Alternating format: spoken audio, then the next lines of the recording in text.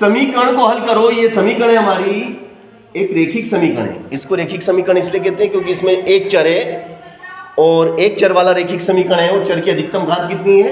1। इसलिए जब चर की घात 1 होती है, ये सुनना परीक्षा में आएगा, रेखिक समीकरण की घात कितनी होती है? तो रेखिक समीकरण की घात 1 होती है। द्विघात समीकरण की घात कितनी होती है? द्विघात समीकरण की घात 2 होती है। तो यह एक रेखिक समीकरण है। अब इस रेखिक समीकरण को हल करना है और हल करके x का मान निकालना है। किसका मान निकालना है? x का मान। अब बताओ x का मान कितना होगा? बताओ, बिना हल किए बता सकते हैं क्या आप? 4 होगा, क्योंकि यहाँ 4 रख दें तो 4 और 5 हो गए 9। 4 और 5 हो गए 9। मगर कोई बोले सर हमारा तो दिमाग ही नहीं चलता सर, हमको तो पहले से पता ही नहीं चलता सर। कोई दिक्कत नहीं, कोई दिक्कत नहीं, आप ऐसे कर सकते हैं।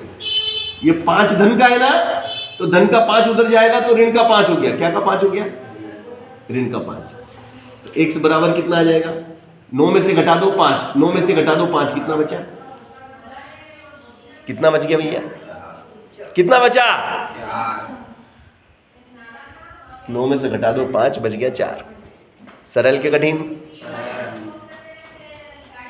अब इसी सवाल को अगर मैं यहां पर ऐसा बना दूं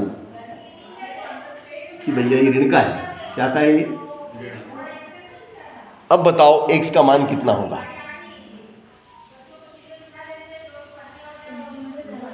अब बताओ x का मान कितना? x की जगह कितना है? x में से कितना? 5 घटाएं, x में से घटाए 5 तो 9 आ जाए।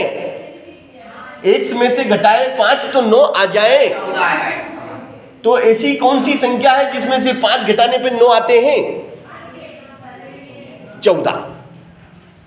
14 रुपया x की जगह 14 को बिठा दो, x की जगह 14 को बिठा दो और इसमें से घटा दो 5 रुपया। 5 रुपया जैसे घटा तो 9 रुपया आया क्या कि नहीं आया? तो 14 इस बच्चे ने ऐसे बताया था ना, तूने दिमाग ऐसे लगाया था ना। चलो इसने ऐसे ही लगाया था।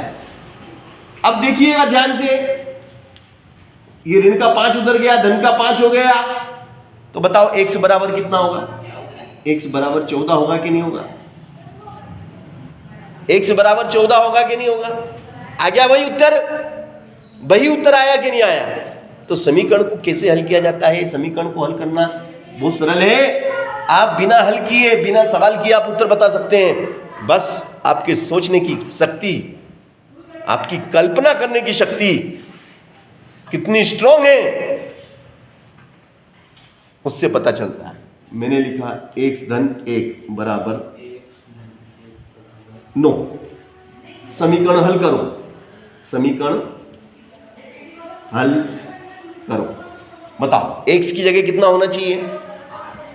8 होना चाहिए, क्योंकि 8 में जुड़ गया 1, 8 में जुड़ गया 1, आ गया 9। x का मान क्या होगा? 8। बोलो सर ऐसे कैसे? जादू से? जादू ऐसे कैसे? ये 1 उठ के उधर धन का उधर गया, ये नदी है, नाला है, बराबर है। जो समझना समझ लो। धन का 1 बराबर के उस तरफ जाएगा तो ऋण का 1 हो जाएगा। उत्तर आपका 8 आएगा। उत्तर आपका क्या आएगा? उत्तर आपका 8 आएगा। उत्तर आपका 8 आएगा कि नहीं आएगा? कठिन है क्या ये वंशिका? सरल है कि कठिन है? लक्की बहुत ज्यादा सरल है? परी कठिन है? सरल है ना? ऐसे सवाल हैं तेरे छठी में भी हैं। वही तो कह रहा हूँ, पढ़ाई अगर ईमानदारी से की जाए, पढ़ाई अगर ईमानदारी से की जाए तो छोटी क्लास के सवाल बड़ी क्लास में भी आपको दिखेंगे। अब ये सवाल छठी के सवाल हैं, मगर हमें 8वीं में सीखने पड़ रहे हैं और हमें फिर भी नहीं आ रहे हैं। वही बता रहा हूँ, पहली से 8वीं तक अगर हम ईमानदारी से पढ़ें तो कोई सा भी कंपटीशन एग्जाम हम क्लियर कर सकते हैं, क्योंकि मूल गणित की आत्मा, गणित की जो आत्मा वो पहली से 8वीं तक ही है। आत्मा को तो हम खा जाते हैं।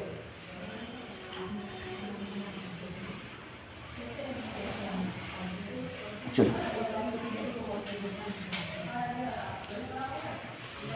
x प्लस 4 बराबर 20।